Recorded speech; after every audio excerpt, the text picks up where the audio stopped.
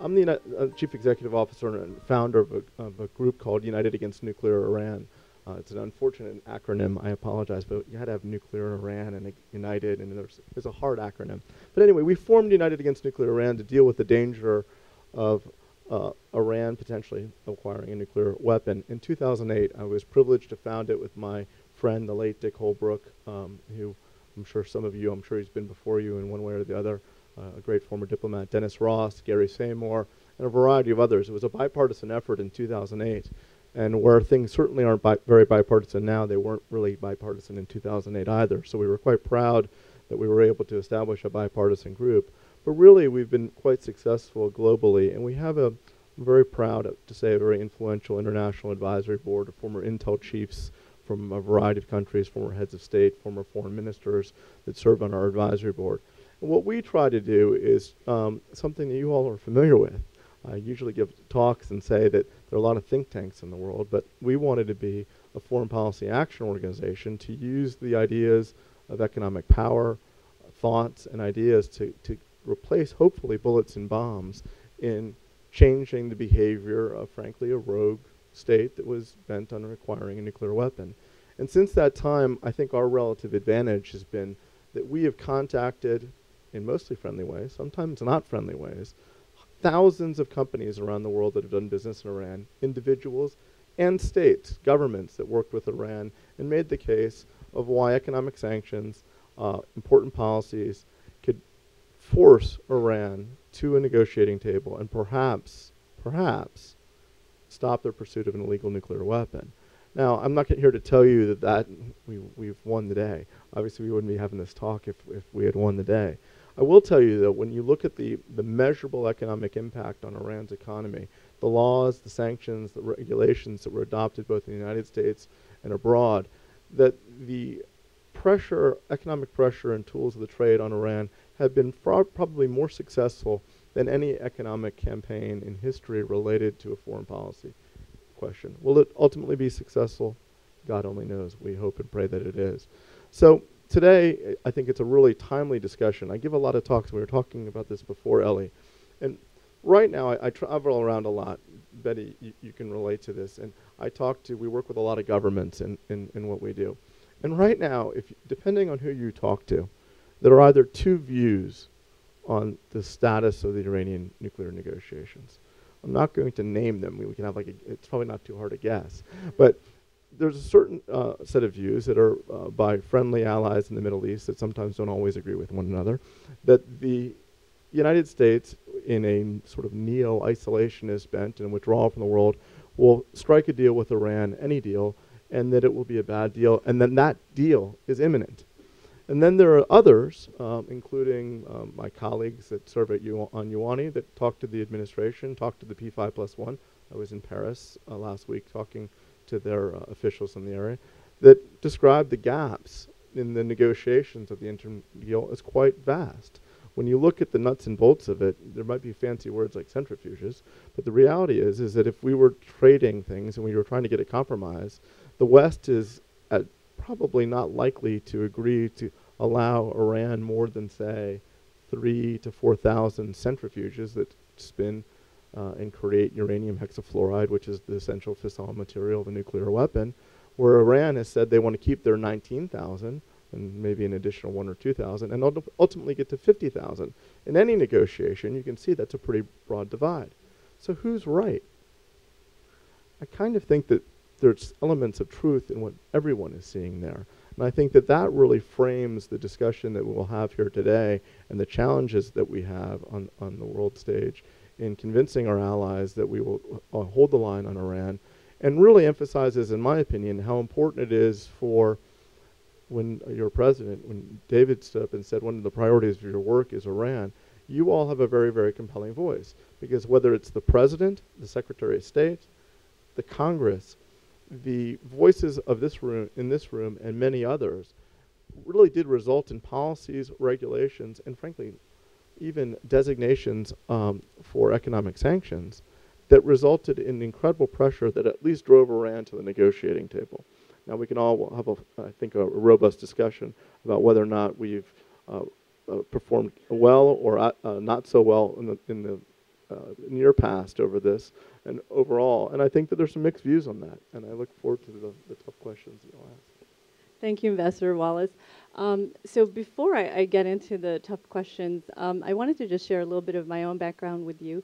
So I am an Iranian Jew. I was born in Tehran, and as a young child had to flee the country with my family upon the Iranian Islamic Revolution of 1979. And I can share with you that about 75,000 other Iranian Jews fled the country at that point, and we're an ancient Jewish community. We predate the Islamic conquest of ancient Persia. So needless to say, our connection to both Iran and the people of Iran runs deep, and our concern runs deep at the same time. And so with that, when we speak about the Iranian regime, I think any conversation requires getting a little bit of a picture of what this regime is. And I think it's always a good idea to maybe start with the human rights record of the Iranian regime. So, you know, any scan of the newspapers, as you know, will show you journalists, filmmakers, and anyone with kind of almost any opinion, even young people who make videos showing themselves happy, being arrested, detained, tortured, and so on. But one particular story has really grabbed my heart and attention. Razia Ebrahimi, who is a young woman, was forced to marry at the age of 14, was pregnant by the age of 15, and after years of abuse, and typically in these situations, there's rape, there's a lot of torment from the so-called husband in this situation. This young woman took matters in her own hands and killed her husband, and so she's now on death row. So now Razia is one of 1,500 girls in Iran below the age of 10. So that's 1,500 girls below the age of 10 in 2012 who were forced to get married, and there's almost 30,000 girls right now between the age of 10 and 14 who were given marriage licenses in Iran. So I was just wondering if you could elaborate a little bit about who this regime is. It's obviously a really important context in question. We have divorced in many ways the Iranian nuclear negotiations from Iran's state sponsorship of terrorism, its human rights record, which is obviously appalling. We can have an entire separate discussion on that human rights record. And I think that that's a very reasonable point of debate of whether it's appropriate, particularly what's taking place in Iraq, Syria, in the neighborhood, as whether or not it is continually appropriate to divorce those negotiations from these other elements. In terms of the human rights record, look, I'm proud of my team. Molly Lukash, who used to work with us, is now in the Jewish community here. We have a team of great young people. And we've been a successful organization by most accounts. The Iranian regime refers to us as the most powerful anti-Iran group in the world and criticizes us left and right, and I'm proud of that. But it's mostly because of the young people like Molly that worked with us in the team that are just truly committed.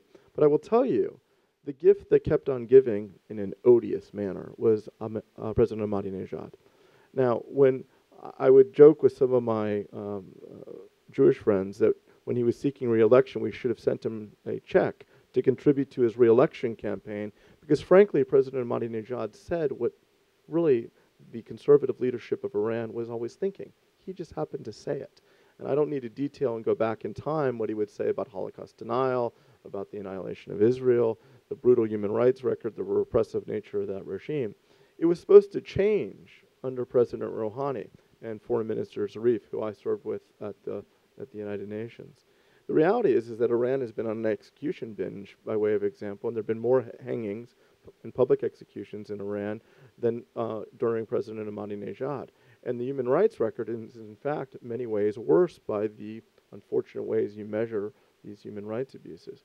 Just as a concrete example, you gave one. The world, maybe there's no more unifying force in the world than the World Cup soccer event. I'm not a big soccer fan. I don't know much about it, but even I have been caught up by the United States and seeing all these different countries celebrate it.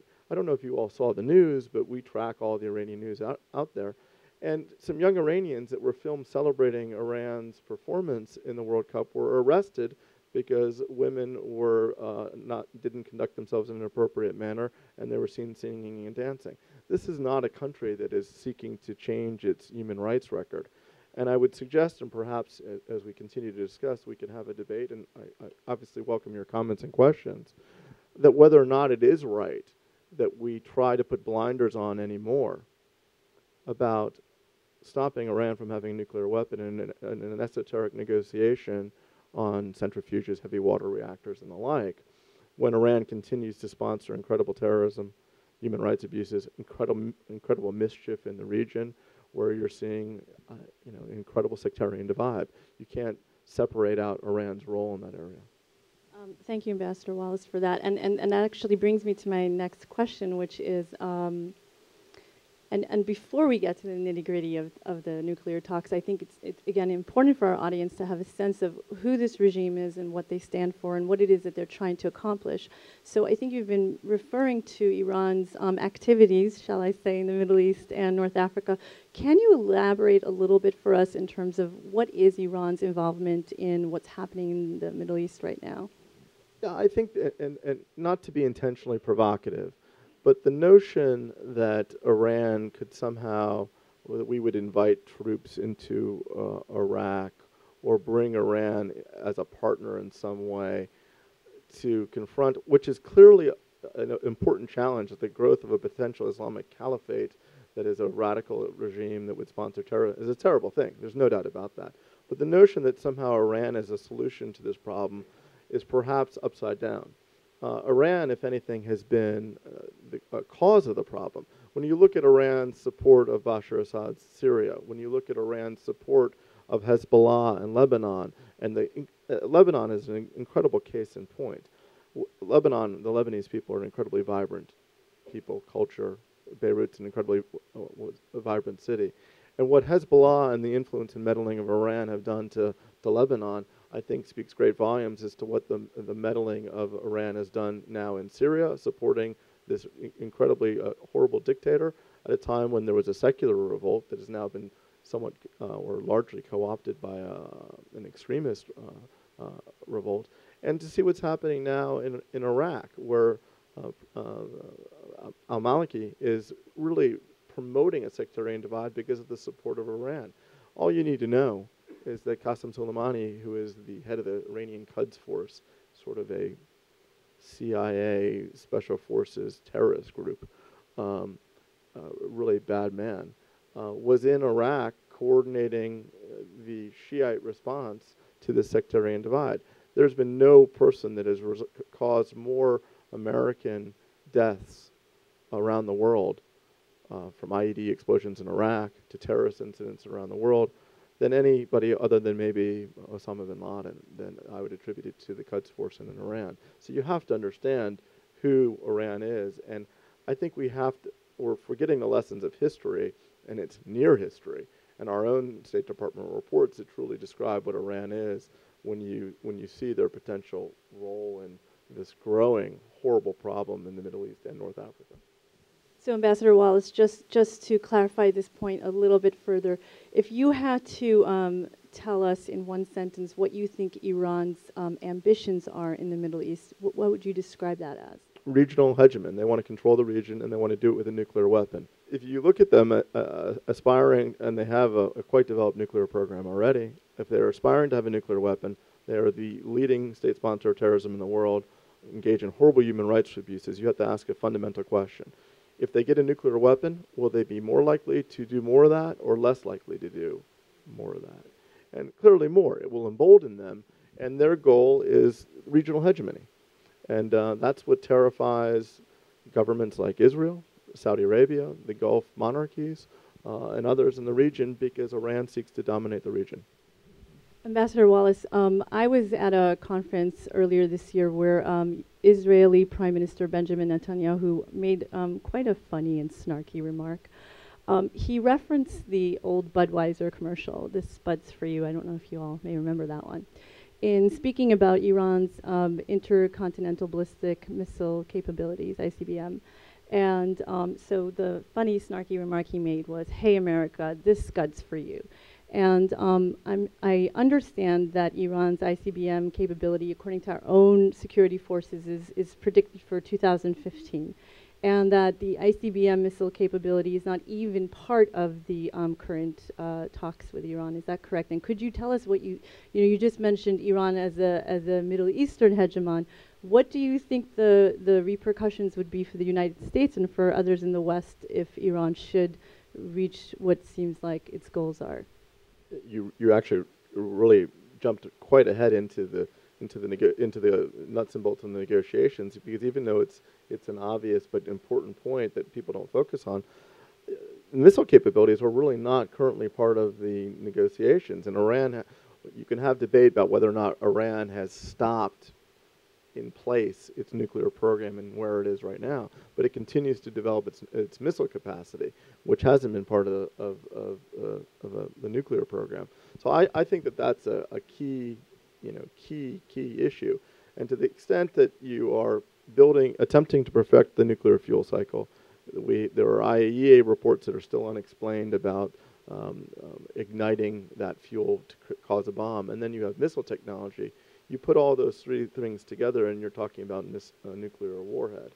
And look, we've tried to combine modern communications techniques with sound policy, the tools of trade to engage in an activism in foreign policy, which I think is the future. Frankly, it's what you do, what we do. I think that's the future of policy NGOs. And I will tell you, when we started out, we don't do a lot of polling or focus groups. When we started out, we tried to come up with all the reasons why it would be bad for Iran to get a nuclear weapon, kind of a basic question. And this is in 2008. And I think we came up with like 14 different reasons. I don't remember them all. And we tested them amongst diverse audiences. And there's sometimes when you do polling and testing, you're like, I'm very proud of my country. One of the things that was tested and was revealed was one of the biggest dangers for Iran to get a nuclear weapon was the potential for regional destabilization and create utter chaos and danger in an already the most volatile region in the world. And believe it or not, the American public viewed that as arguably the most compelling reason why Iran shouldn't get a nuclear weapon. I think that's a very good reason, and it's sort of an answer to your question, because we've seen, I used to give a lot of talks saying the region can be potentially incredibly destabilized. I don't know if it can be much more destabilized than it is now, but it could be with Iran acquiring a nuclear weapon, and you see them playing an incredibly aggressive role in destabilizing the area now. And my own personal belief, and I'm sure there's very different views in the room, that we ignore that incredible destabilization to our folly, because it will ultimately come back to haunt us one way or the other. So I'm just curious. You and I know these facts. I know the negotiators for the P5+1 know these facts. Do you think the West is doing some sort of purposeful self-delusion in their talks with Iran? I'm not going to answer that last part. Generally, I find that people, countries, organizations that are backed by people don't commit economic carry or do things that make no economic sense. And I'm privileged to give a lot of talks and to meet with a lot of people around the United States and around the country. This is the one place where I ask this question. It's always to my peril. How many of you all drive cars? In New York City, probably everyone drives cars. Now, for whoever raised their hand, Iran seeking a nuclear weapon is sort of like you driving your car and deciding, I'm going to put an oil well in my front yard to drill for oil. I'm going to take the oil out of my front yard, refine it in my side yard, and ship it on my other side yard and bring it to a gas station in my backyard to fill up your car with gas. That would make no economic sense if you actually had oil in your front yard. It would make you go to your corner gas station and pay $3 or $4 a gallon for gas. That's the economic equivalent of what Iran is doing right now. It makes no sense. And it also makes no sense if you were seeking a peaceful nuclear energy program that you would have hardened facilities, you would have weaponization tactics. And what they're doing with their highly enriched uranium has no legitimate civilian use. It was interesting. I was speaking with I was in France last week. I was in the Gulf the week before. And I was speaking to a senior French policymaker, a very senior guy. And he said, it is without a doubt that Iran's program is military. It has no legitimate civilian use. And it struck me, and I've been in this business for a long time, he said it so bluntly and so surprisingly, we somewhat still have that debate. And I think we see that reported, and we do delude ourselves a little bit, because there is no hallmark of Iran's nuclear program that suggests that it has a legitimate civilian use. It is only for the Ayatollah to have a option of having a nuclear weapon at the time and place of his choosing once it gets to a certain level. And that should be without debate. But like you cited in your question, every article seems to say, oh, Iran says this is for a legitimate civilian use. It's not true. There's no basis for this. And it was said so bluntly to me by the senior French official, it was startled even me. And I agree. But why isn't all members of the P5+1 saying that loudly and vocally? I don't think you would find a serious diplomat that didn't have an agenda that wouldn't say that it does not have a legitimate civilian use. Ambassador Wallace, what stunned me in doing my research for this conversation was just how hell-bent the Iranian regime seems to be in their drive towards nuclear capability. So maybe you could elaborate on this a little bit further. But there's a number of issues that are on the agenda for the the nuclear talks right now with Iran. There's the centrifuges.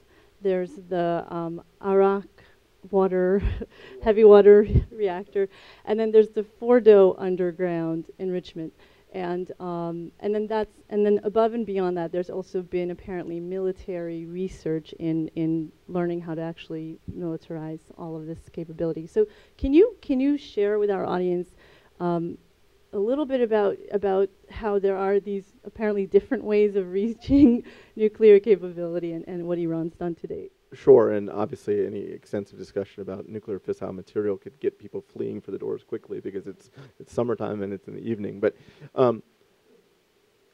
you should think of nuclear weapons. You can achieve it through sort of the plutonium route and the uranium route. Heavy water reactors, the plutonium route, and uranium enrichment is the uranium route. You create fissile material, the stuff that makes nuclear weapons explode.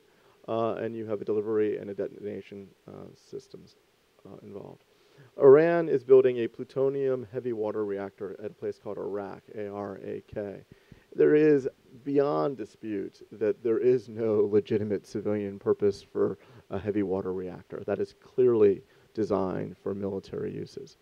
They argue, at least they try to be more convincing, that in enriching uranium, which is done through these centrifuges, as we refer to them, has a civilian capacity and is somehow authorized by the Nuclear Non-Proliferation Treaty that they claim gives every country a right to civilian nuclear energy. And they also say a right to enrich uranium. There are many, many nuclear-capable countries that do not enrich uranium on their soil. So the notion that Iran has been offered nuclear fissile material to operate its one reactor at Bushehr.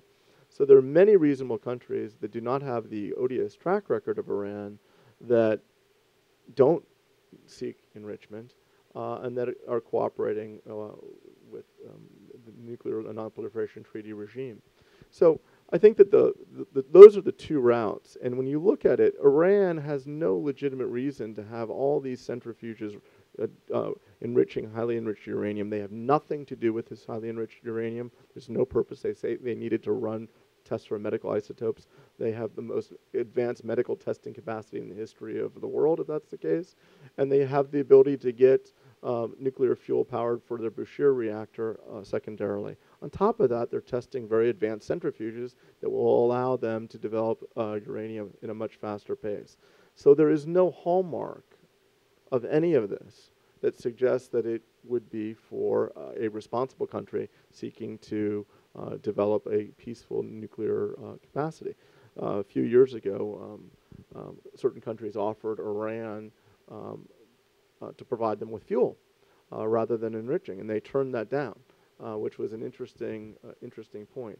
There's no legitimate basis for their actions right now, and in some ways, I think our country indulges the fallacy of Iran's argument somewhat more than even our European partners. Depends on the European partner, but the French and the Brits are much more likely to very bluntly, and I'm a former American diplomat, and we're always accused of being not as capable as some of our European colleagues, but they will be much more blunt and tell you, and look at you like you're silly if you even suggest that it is there's a civilian nuclear capacity. So I think it's very, very important that you, our group, really dispel this myth that there is even a legitimate argument to be had that there is some sort of legitimate civilian basis for this program. Ambassador Wallace, so if I wanted to just kind of recreate the picture that we've discussed so far, so we're talking about a regime that's driven by a radical Islamic ideology. I know that was my language, not yours, but correct me if I'm wrong. I agree with that. That has a brutal human rights record of oppressing their own citizens, that has hegemonic goals and ambitions in the Middle East, that is developing ICBM capability that could reach many of us in the West. So having said all that, let's talk a little bit more about the talks right now with Iran. You referenced earlier that there seems to be, I think, a disconnect between every round of negotiation and what the Obama administration officials will say post the negotiations and what the Iranian officials say post the negotiations. Is that correct? There's certainly been a lot of spin out after each round of negotiations. Let me be a little provocative about sort of our take on the negotiations. I'm nonpartisan. I'm a Republican by background. I'm never going to renounce my roots. I am what I am. But I feel that we have earned a lot of credibility in this space. As a Republican that runs a bipartisan shop that's quite international, I can say with great authority that we put out more press releases and more expressions of support for President Obama during the course of the sanctions than any Republican in America, and I'm very comfortable saying that. I also feel that it allows me to thoughtfully, I hope, criticize the president when I feel that maybe they're not doing the right thing. We called, on November 23rd, when the Joint Plan of Action was adopted in Geneva, because we follow this stuff and Molly was there, we were very concerned about the Joint Plan of Action, and we called it disproportionate in favor of Iran. Because when you look at the dynamic of the time frame, it allowed sanctions relief effectively from the election of President Rouhani in June, potentially to January of 2015, if you believe there's going to be a 6-month extension of this time frame. It supposedly froze Iran's program in place while allowing missile technology to be developed, other centrifuge technology to be developed, meaning more advanced centrifuges. From my perspective, giving away a really big point. If you look at, in that agreement, it says that any final agreement will allow Iran to have a nuclear enrichment capacity. Now, if you believe that there's no civilian need for that, it really did give away, in my opinion, a very important component of that negotiation. We can debate whether or not Iran should have 0, 1, or 3,000 centrifuges, but certainly, in an interim agreement, saying that they could have nuclear enrichment. Now the frame is how much enrichment. Now, that frame is now in time frame. If you look at their current nuclear program with 19,000 centrifuges, with primitive P1 centrifuges, is an old style centrifuge, and new centrifuges coming online, they have the ability to break out with nuclear fissile material. That's a term of art used in Washington and in policy circles, breakout capacity, meaning how long would it take the Ayatollah to say, I want nuclear fissile material for a bomb, and have it produced and have it ready to go. And under their current nuclear program of 19,000 centrifuges, mix of P1 and some advanced, that's 2 months. Some people say less. The goal of reducing Iran's centrifuges down to 0 would be to never have a nuclear breakout capacity, or from 2,000 to 3,000 to extend that breakout time to a year. I think that there have been some mistakes made in terms of the Joint Plan of Action that have disappointed me as somebody that's followed this for some time. I don't mean to be intentionally provocative, but the sanctions were working. The Iranian economy was in shambles. We promised them limited sanctions relief. We had a big debate with the administration that sanctions were not like, I'm going to mix many a metaphor here, turning on and turning off a faucet with such precision. Or I used another one, you can't just throw the car in reverse and expect it to go forward again. The sanctions architecture that was assembled since 2008 is a complex set of rules, policies, regulations, acts of Congress, executive orders, that is a wonderful house of cards. But once you start pecking away at it, it really has the potential for reinflating the Iranian economy. And we have been of the opinion, we've been tracking the Iranian currency versus the dollar for years. We've been tracking the metrics of the Iranian economy for years, showing all of our actions on the impact of that economy. By way of example, the president and his team has suggested, and look, I give them many credit. I served with a lot of them. They've done many good things. But they said that their sanctions relief would be limited to $7 to $8 billion of sanctions relief, based upon, among other things, Iran's capping their oil capacity, export capacity, at 1 million barrels a day. The low during sanctions was 760,000 barrels a day. Currently, they're averaging between 1.4 and 1.5 million barrels a day of export. When you do that over the course of 18 months to a year, you're looking at $25 to $30 billion of additional sanctions relief. And that's not revealing the smuggling involved. So you've seen Iran's economy reflate after the joint plan of action in November, dramatically improve, somewhat fall back because there was an overly optimistic bubble.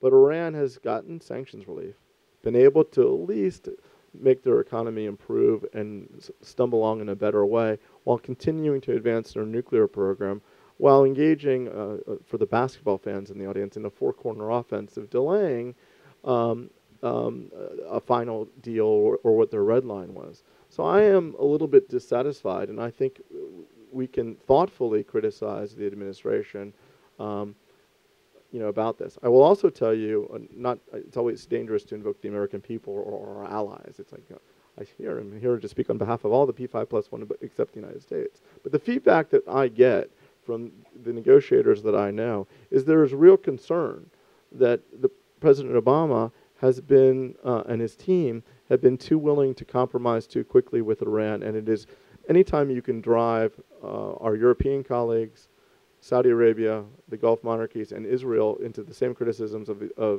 your administration, it suggests that maybe you are on the wrong path. And I say that hopefully in a non-demagogic way, in a thoughtfully critical way, and I hope you will take that in the spirit in which I offered it. I'm quite sure that our audience does take it in a non-demagogic way. If we could just speak a little bit about sanctions. So at the moment we have eased sanctions. I know it's always a little tricky to ask for predictions, but Ambassador Wallace, what are your predictions in terms of how you think these talks will move forward, and if there's continued sanctions relief, where you expect things with Iran to? If things have changed dramatically. Obviously, anybody reading the news can tell you in the region. The notion of talk. We used to talk in policy circles about Islamic fundamentalists seeking an Islamic caliphate in the Middle East. Well, there's arguably an Islamic caliphate right now in the Middle East. Incredibly dangerous concept to us. I am concerned, frankly, more so than I was before, with the challenges in the world and some of the rhetoric coming out of Washington. And I think that a lot of our allies are concerned that these developments that you're seeing right now will increase the pressure or desire of some in the administration, and not necessarily the president, to strike a deal with Iran at all costs, so that their original statement, which was a bad deal is worse than no deal, to be a deal that is a bad deal. And I personally think when you look at having been in many multilateral negotiation, the gap that exists, if you assume, remember the two tracks, the uranium track and the plutonium track, there is at least, if you give the benefit of the doubt that there's potential agreement on converting the heavy water reactor into a manner that is less military based, if you assume that there's actually can be agreement on that, which I'm quite skeptical, you're left with the divide on how many centrifuges Iran will be allowed to spin and the amount of low-enriched uranium it will maintain in stockpile. And again, having been in a variety of negotiations, the gap is quite broad. But the notion that we would strike a bad deal and allow Iran additional centrifuges in order to strike a deal and justify it because of a very isolationist American president, very isolationist American public, that is feeding off of an American president who's feeding off of a neo-isolationist American public, creates a time when if there was ever a moment where we would strike a quite bad deal in Iran, I lose sleep at that about that. I do think that the gap is too wide in any reasonable negotiation. There are a lot of reasonable business people here. I think if you saw that gap, you would say it's too large a divide to bridge, and you would say there's not going to be a deal. But there are things happening in the world that should make all of us worry. I'm guessing that one of the things that you are referring to as happening in the world that we should be worried are developments right now as we speak in Iraq. And so once again, I think Israeli Prime Minister Benjamin Netanyahu made an interesting remark earlier today where he is reported to have said that when your enemies are fighting with each other, and I'm paraphrasing, what you must do is weaken both of your enemies and not strengthen one. Do you think that it's actually a possibility that the United States will ally in some way with Iran because of the situation in Iraq? There's been rhetoric to that effect out of certain policy leaders out of Washington. I think most of it is been shot down by more responsible parties, and you've seen the White House sort of reject that notion. I think that there is real concern about that, about what's happening in Iraq. Again, it goes back to, I think, our earlier comments, how sadly ironic it would be that when we've engaged in these nuclear negotiations with the leading state-sponsored terrorism and a horrible human rights abuser and sort of attempted to put blinders on in the true nature of the regime and what we're dealing with, that now we would potentially seek to partner with them in other areas, not just in a nuclear facility. And don't underestimate the fissures that have been caused in that region because of Iran's meddling. General Petraeus came out. There was a lot of debate, and that's an entirely different panel discussion, I'm sure, about how to handle these issues. But General Petraeus said we have to make sure that we don't go in and empower Iran. Iran is the biggest threat. There are many threats, and let's be serious. But a nuclear-armed Iran and somehow turning a blind eye to the incredibly odious behavior of Iran would be a terrible policy. Ambassador Wallace, my understanding is that this current round of nuclear talks has a possibility of being extended for an additional 6 months. Is that correct? And that's the maximum time? Regrettably, the Joint Plan of Action, November 23rd, had contemplated an extension of 6 months. And you can see the parties are aligning. I would disregard the rhetoric out of Iran that they are saying we don't have a deal July 20th, we're not going to have a deal ever. I think there's going to be mutual interest to extend these negotiations for another 6 months. In my opinion, we should have adopted legislation that said if there was no final deal at the end of these negotiations, historically robust sanctions would be enacted. Not trying to blow up the negotiations in any way, but let everyone know that we would engage in a true economic blockade of Iran, and Iran would face the most robust economic opposition to its economy in history if it did not ultimately achieve a negotiated solution. I think, unfortunately, I was a diplomat, so I can self-criticize in this area. Diplomats like the perfect environment. They can't have any externalities. Being a diplomat and being a negotiator isn't having the easy button in the room. I think Iran should know that it's going to face the strongest sanctions, and they will ratchet up if it doesn't continue. And right now, you're looking effectively that sanctions and designations, with some exceptions, designations on the sanctions list out of the OFAC and the Treasury, have either trailed off, and there have been no new sanctions imposed since June of last year. If you take that out into January of 2015, you're looking at over a year and a half of sanctions easing with a dollar value that's far, far in excess of the original contemplated $7 to $8 billion by the Obama administration. So I think you're going to see a drive to extend it. I would urge you all to raise your voices, particularly with your relationships in Washington and with other diplomats, to say that Congress should adopt legislation that says if there is no final deal, Iran will continue to face increasing pressure to the point that in January 2015 there will be a full economic blockade where we use the economic power of the United States and the European Union to say that Iran will be cut off from the world economic system effectively if they don't agree to a reasonable deal. We will negotiate up to a point, and then we will use all of our best efforts, not bullets and bombs, but economic power, to convince Iran to take better action. I believe we've drafted legislation. A lot of our legislation has been adopted into law. We're proud of that. But there is legislation. The lesson from the 2008 financial crisis, regrettably, is that all of the financial world flows through the United States, actually mostly this city. one way or the other. And to the extent that we can use the power of American purse and technology in our financial center and our friends in Europe to cut off Iran from that system, we can put Iran into true economic hardship. We ran a campaign where we asked, if you, many of you have sent wire transfers in your life. When you send a wire transfer, you do it over something called the SWIFT network, which is a Belgian society to allow electronic funds transfers. We drove SWIFT out of Iran with some others to stop providing hardware and software to provide electronic funds transfers. This was a couple of years ago. The day that we did that, within 3 days, Iran's currency depreciated 70% against the dollar. It collapsed. That's doing something on an economy.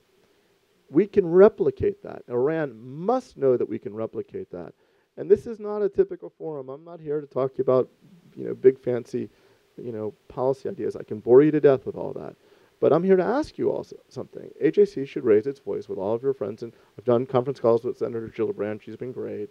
Senator Schumer's been quite good, too. Senator Schumer, with due respect, should have allowed the sanctions bill to go to the floor. I think that was a mistake, and I understand that there are party politics involved. But we have to raise our voices in a bipartisan manner to get Congress to say that we will enact the most robust sanctions against Iran in history, if not concrete progress isn't made and as this clock continues to expire. So I want to just tell you, because as I mentioned earlier, I was born in Iran. I still have close ties, friends, extended family who live in the country. And I think any outside observer can tell you that Iran is one of the most oppressive regimes that there are anywhere in the world. I think I already spoke earlier about some of the mistreatment of women, but the mistreatment of women goes on. It's everything from not being allowed to be in a public space without being covered completely, to morality police being everywhere, not allowing people to live lives of dignity and freedom, which we in the West take for granted. And if you recall, in 2009, I would venture to say that the so-called Arab Spring did not start in the Arab world, but it started in Iran with thousands to millions of demonstrators taking to the street to dispute what they believed were rigged elections in Iran, maintaining the current regime in power. And I've spoken before about how I thought that was a historic moment that the United States lost by not supporting the Iranian demonstrators. And those demonstrators paid with their lives. So I think that I can comfortably say that the people of Iran have had enough. And I think that they are desperately waiting for those of us in the West who can do something to do something and free them and give them the basic human rights that we enjoy. And it's a legitimate question when you debate the effect of sanctions on people. And it's different from country to country. I will tell you, to Iran's unfortunate credit, that regime has done a better job of creating a kleptocracy and insinuating the Islamic Revolutionary Guard Corps, the elites of the revolution, into the economic levers of power throughout that economy since 1978. So when you are targeting that economy, when you are asking and trying to undermine the businesses that underwrite that economy, you are squarely and firmly hitting the IRGC that are depriving real Iranians of their sustenance and that are running every business in Iran. By way of example, Coca-Cola has a bottling. I don't mean to single out Coca-Cola in any way.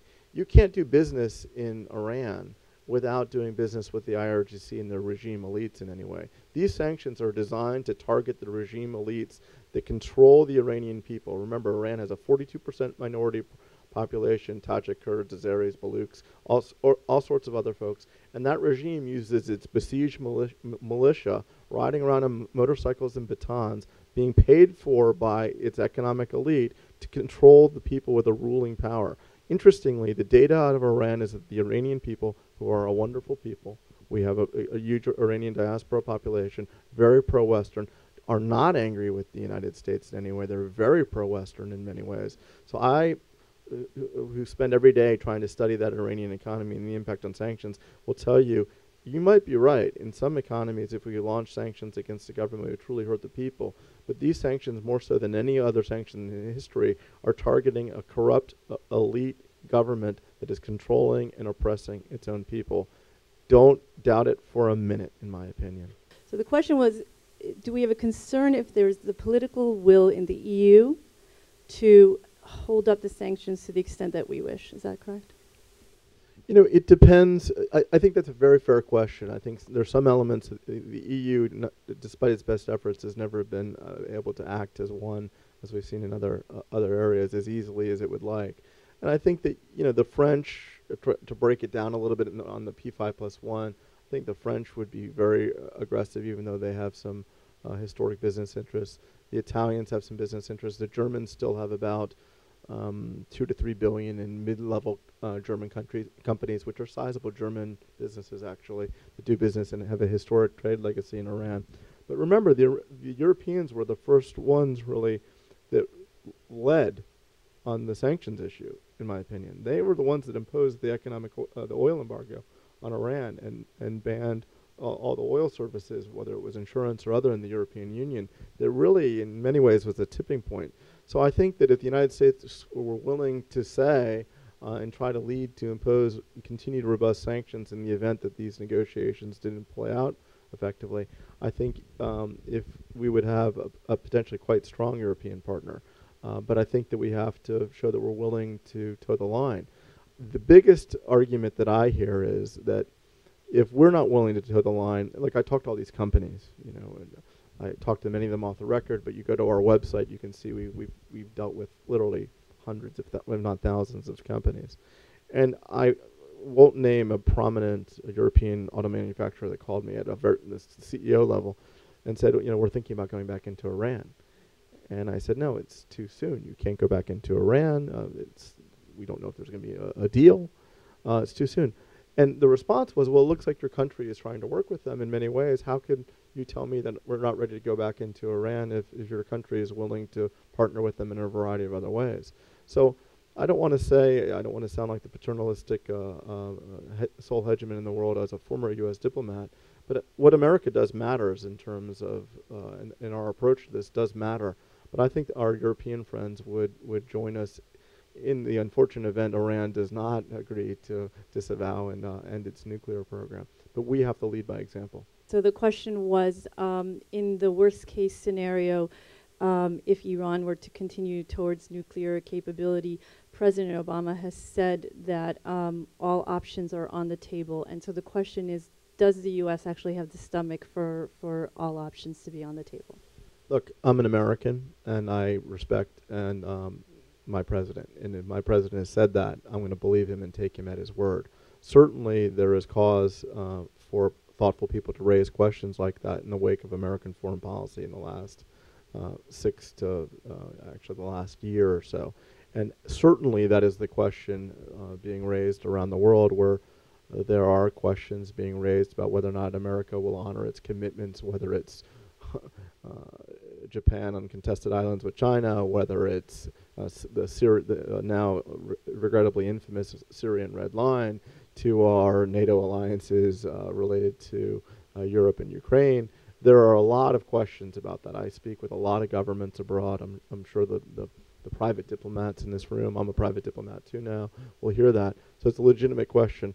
I hope to God that the president maintains his word. I hope it doesn't get to that. I think it's an abdication of our leadership, mine, yours, the Congresses, both parties, if we don't exhaust every option before we got to that very, very difficult step. And I would certainly hope that in a very inclusive way we would adopt the most robust sanctions in history and gave Iran the final real choice of a functioning economy or having a nuclear weapon before we took that action. I think there's still time to do that. I am really concerned that these negotiations are on a track to extend that time so we would have less time to impose those incredibly robust sanctions to see if they could work and dissuade the Iranian regime from pursuing a nuclear weapon. So the question was, do we know who in the Obama administration there are who are advising the president? One person mentioned was Benjamin Rose, and it seems like the president has some young staffers advising him. Well, I personally miss Secretary Clinton. I'm friendly with a lot of her team, and I'd feel more comforted if there was a stronger Clinton presence in that policy shop. Look, President Obama has serious people around him. I mean, Susan Rice, his national security advisor, is somebody I know well, was a successor to my team. Susan's a good person and a savvy person.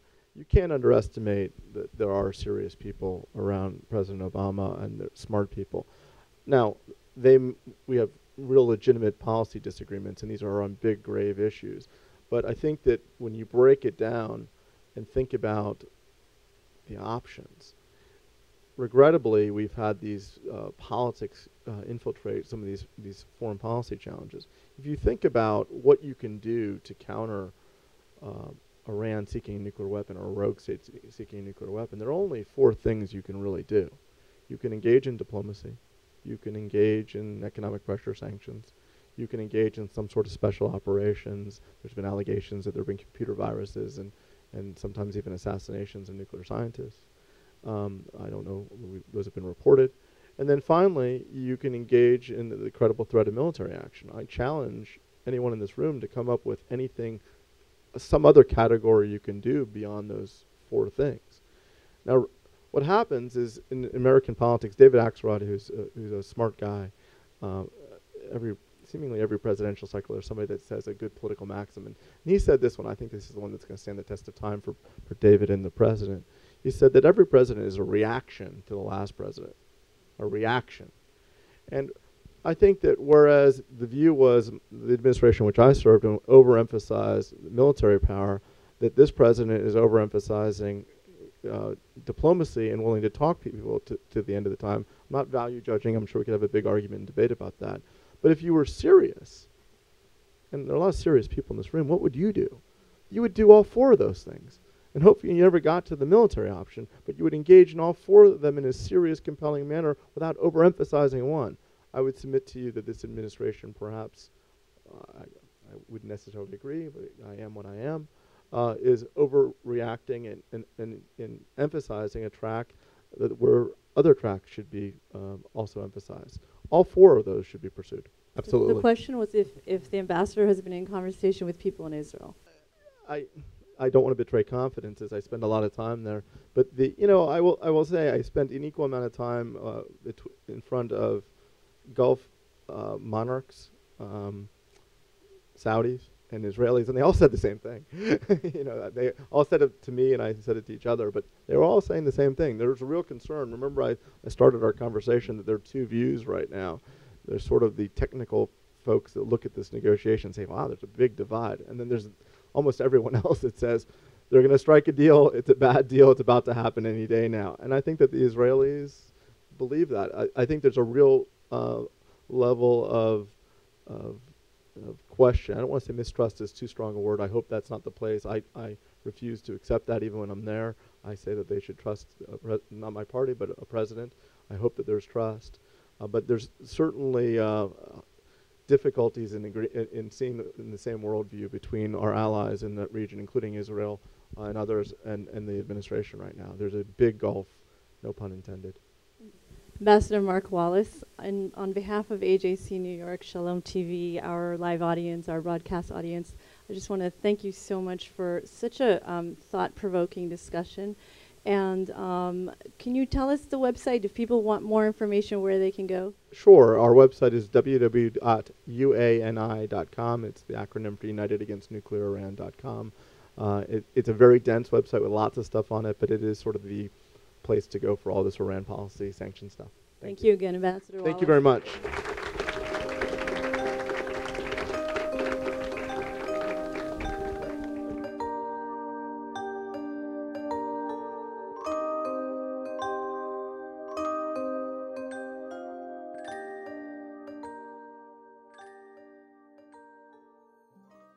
We would be pleased to send a complimentary DVD of this program to anyone who wishes to support Shalom TV with a tax-deductible gift of $36, double chai or more, to the nonprofit organization Jewish Education in Media.